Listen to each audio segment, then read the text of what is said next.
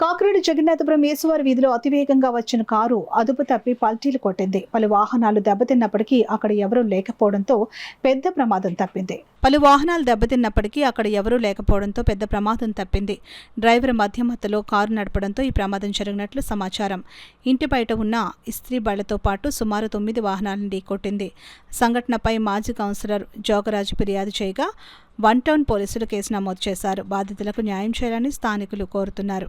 3 గంటలకల్లా చిన్న ట్యాక్సీలో వచ్చేసి తాగేసి జనం కొట్టుకుని వచ్చేసాడు. నేను అంతలోకి గుమ్మంలో ఉన్నాను. నన్ను కూడా ఎత్తుకుపోను.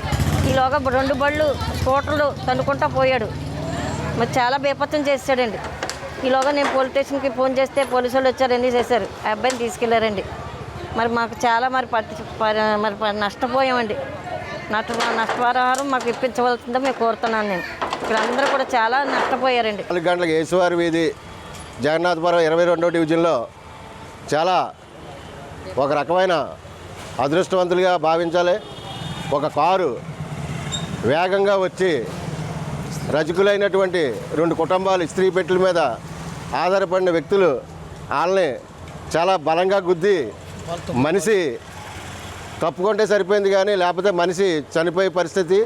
దాన్ని దాటుకొని సుమారు 9 బళ్ళని విధ్వంసం చేసి గుద్దేసి రకరకాలుగా ఇక్కడ బైబాన్ చుట్టుపక్కలంతా కూడా ఒక బాంబు పేలినట్టుగా వాతావరణం అంతా ఇది అయిపోయి తెల్లవారుజాము 4 గంటలకి చుట్టుపక్కల ప్రజలంతా కూడా వచ్చి ఆశ్చర్యపోయారు.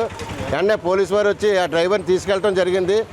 ఇవాళ ఉదయం ఇందక్కడ 9 గంటలకు వెళ్ళి 1 టౌన్కి వెళ్ళి ఇక్కడ చుట్టుపక్కల వాళ్ళందరూ కూడా బళ్ళు ఓనర్లు అందరూ కూడా కంప్లైంట్ ఇవ్వడం జరిగిందండి.